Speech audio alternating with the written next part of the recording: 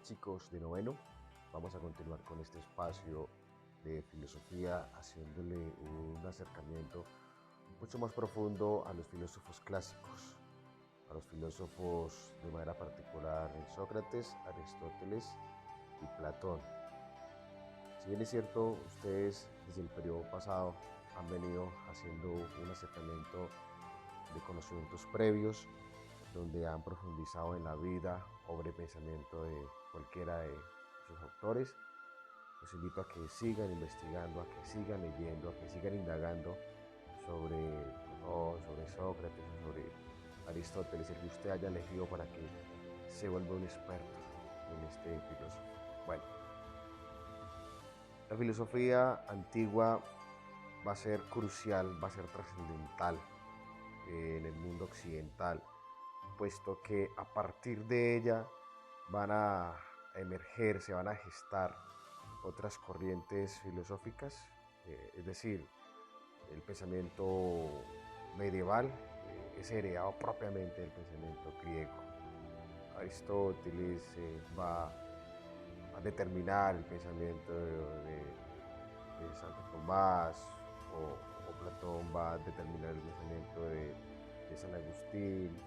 Es decir, y asimismo también van a incidir, va a determinar en los modernos, en los contemporáneos, y me atrevería a decir que hasta el mundo postmoderno, es decir, el mundo contemporáneo también va a hacer uso de estos elementos filosóficos. De modo que son tres pensadores cruciales, tres pensadores fundamentales de la filosofía griega y de la historia de la filosofía en términos generales. Cómo no decirlo que son de los máximos representantes y cómo no decir que los podríamos considerar los padres de la filosofía. Bueno, antes de estudiar a Sócrates, vamos a hacer una relación en la incidencia que tuvo este para con los sofistas, es decir, hubo un debate allí muy interesante entre los sofistas y Sócrates que es pertinente pues estudiarlo y tenerlo presente. Bueno, antes de la filosofía socrática, propiamente del siglo V en adelante, es importante aclarar que los filósofos presocráticos, es decir, los filósofos que eh, pensaron o que crearon sus bases filosóficas antes de Sócrates, como Anaxímenes, como Anaximandro, como Pitágoras, como Protágoras, estos filósofos fueron determinantes en el pensamiento clásico, en el pensamiento antiguo, puesto que ellos se centraron en explicar el origen, el arjé, el principio de las cosas, sobre la base fundamental de la pregunta de dónde viene el cosmos, quién lo hizo. Ellos expusieron una cantidad de teorías naturales muy interesantes como el apeiron, como el fuego, el aire, la tierra, bueno. Y desde Sócrates en adelante, de alguna manera ya se supera un poco el hecho de explicar el origen del mundo, ¿sí? Y ya van a emerger a partir del siglo V en adelante otros elementos. Recordemos que estamos antes de Cristo, ¿no? Otros elementos cruciales como va a ser la ética, como la moral, la antropología, la búsqueda de la virtud, la búsqueda del bien supremo, el concepto político, bueno, y demás. Entonces, esto de la fisis, de la G, va a quedar en un segundo plano y la centralidad va a ser ocuparse de problemas probablemente antropológicos, metafísicos, problemas éticos y morales. De modo que los tres filósofos que vamos a abordar durante este segundo periodo, vamos a dedicar por cada uno alrededor de 2 semanas, nos vamos a centrar en elementos fundamentales a manera de síntesis, ¿listo? Ética, política, antropología y metafísica. Bueno, los sofistas y Sócrates, ¿qué relación hay entre esos dos o por qué Sócrates tiene que ver con los sofistas? De alguna manera, eh, los sofistas determinan el pensamiento de Sócrates como también determinan el pensamiento de Platón, de modo que es importante hacer un bosquejo su ser y quehacer.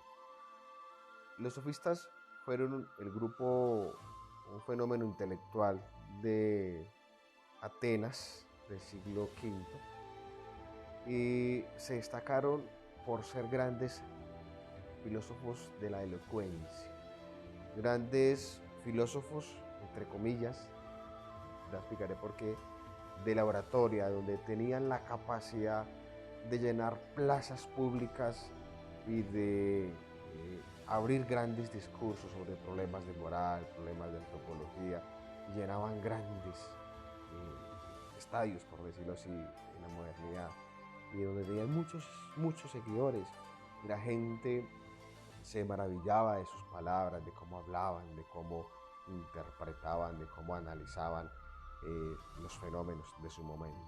Entonces el término sofista, en sentido peyorativo, desde la visión de Platón, quiere decir el que sabe,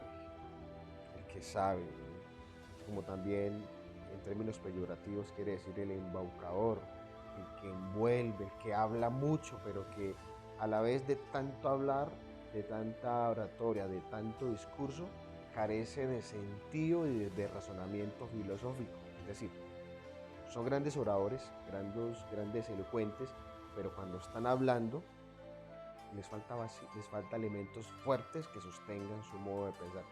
De modo que ellos van a ser muy determinantes en el pensamiento de Sócrates y en el pensamiento de Platón.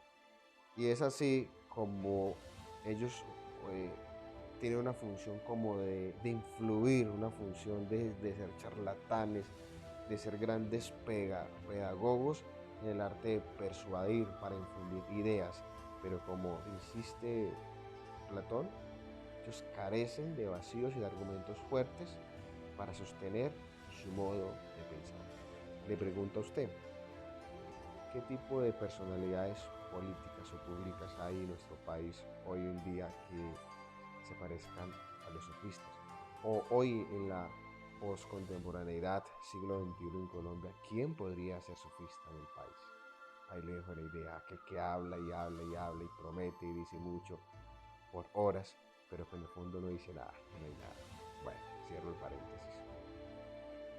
De una manera muy maravillosa, Sócrates va a crear un método llamado la mayéutica, o también conocido como método socrático, y es una estrategia filosófica, es una estrategia metodológica y creería yo que pedagógica para contrarrestar los grandes errores que estaban cometiendo los sofistas, esos oradores que hablaban mucho pero que en último no decían nada. Entonces Sócrates crea este método a partir de la inspiración de su madre. Recordemos que Sócrates es filósofo del año 470 antes de Cristo. Sócrates proviene de una familia muy humilde de Atenas, en comparación con la familia de Platón, que era una familia burocrática, prestigiosa y que ocupaba grandes cargos públicos. Por el contrario, Sócrates proviene de una familia muy humilde. Sócrates, un hombre sencillo, un hombre sabio, un hombre encaminado a la búsqueda de la virtud. Algunos biógrafos en filosofía lo relacionan mucho con la vida de Jesús, puesto que este fue muy sabio y que a la vez no escribió nada. Todas sus enseñanzas las consideraron sus discípulos, como Platón, y estos escribieron sobre su maestro. Jesús no escribió nada, pero sus discípulos se encargaron de transmitir sus ideas y alguien escribió las enseñanzas de Jesús. Es lo que hoy en día tenemos como las enseñanzas bíblicas. Bueno, los biógrafos dicen que usaba una túnica, tenía barba, cabello largo, bueno, ayudaba a los pobres, en fin. Y era originario su padre era un artesano, según dicen los biógrafos, y su madre era una partera, es decir, una mujer que ayudaba a dar luz, ayudaba a parir a aquellas madres gestantes. Entonces, Sócrates es determinado por ese contexto social, ese contexto cultural en el cual él emerge. Y va a crear este método de la mayéutica para contrarrestar a los sofistas, y a la vez el método de la mayéutica es inspirado en su madre. ¿Listo? Y tiene un propósito, una finalidad muy importante, y es que es ayudar a parir ideas, a parir conocimiento, a parir categorías, a parir pensamiento filosófico, argumentos fuertes que sostengan el modo de pensar. Este método es bastante sencillo y creería yo que es muy útil para las prácticas educativas de la academia contemporánea y básicamente se trata de un ejercicio dialéctico a través de preguntas y respuestas y que tiene como objetivo hallar la verdad. Bueno, tiene tres fases. El primer punto es la pregunta, la segunda fase es la ironía y el tercer momento es la mayéutica o la conclusión. ¿Listo? Vamos a empezar entonces a explicar el primer punto. La pregunta. Básicamente se trata de plantearse un interrogante sobre cualquier situación de manera particular. Por ejemplo, ¿qué es el hombre? Ya, una pregunta así que de hecho fue debatida por los mismos sofistas. ¿O qué es la virtud? ¿O qué es la idea de sumo bien? Luego, esa pregunta, pues por supuesto, se le merece una respuesta, ¿no? Entonces el discípulo, en un diálogo dialéctico con su maestro, empiezan a generar la interlocución de ideas y de pensamientos sobre la posible respuesta. Pero resulta que esa respuesta es confusa, esa respuesta no es clara, no es pertinente, no es apropiada. Entonces lo que hace el maestro es volver a preguntarle sobre la respuesta que éste dio. Entonces, con el ejemplo de qué es el hombre o qué es la virtud, pues, no sé, supongamos que el hombre es un ser vivo que se compone de dos elementos, alma y cuerpo, y que la virtud es un valor. Entonces el maestro lo que va a hacer es confrontar, y bueno, ¿y qué quiere decir alma y cuerpo? ¿Y qué quiere decir un valor? ¿Okay? Entonces lo que va a hacer el maestro es confrontar, es refutar esa respuesta. Y lo que va a hacer el discípulo es responder la segunda pregunta que le está haciendo el maestro. Tiene que responder qué es alma y qué es cuerpo y tiene que responder qué es un valor, en este caso la virtud. Y por supuesto que esto pues, va a generar mucha confusión, va a generar desorientación. Y aquí es cuando se va a sentir quizá un poco de estrés o incomodidad al generar ese tipo de refutación o de interlocución de ideas. Y esto para Sócrates es importante porque es cuando el discípulo o el estudiante empieza a parir ideas, es decir, empieza a dar a luz a nuevos conocimientos. Recordemos que esto él lo creó inspirado en su madre, que era una partera. Y como último momento es que a través de ese diálogo dialéctico entre maestro y discípulo, a través de la pregunta-respuesta, que se llegue posiblemente a una conclusión o a una respuesta final. De modo que Sócrates crea este método con una estrategia muy pertinente y es contrarrestar, por decirlo así, la filosofía o el pensamiento o la manera como hacían filosofía, entre comillas, los sofistas, que se creían los que sabían mucho y que, entre comillas, eran muy respetados por la comunidad ateniense y que tenían grandes seguidores porque es que hablaban muy bonito, pero que en el fondo no decían nada. Entonces Sócrates creó esto para contrarrestarlos. Los sofistas, a su vez, cuando interpelaban a Sócrates por su saber o su entender, Sócrates solamente bastaba con responder: yo solo sé que nada sé. Es decir, Sócrates se mostraba siempre con humildad, con sencillez. Él nunca hizo hablar de su categoría de sabio, sino que por el contrario mostró ser siempre un hombre muy humilde.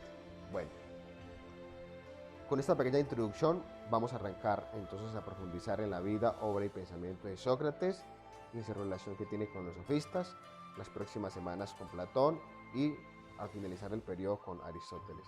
De modo que los dejo con estas pequeñas ideas y nos encontraremos en otro espacio para seguir profundizando sobre Sócrates. Muchas gracias.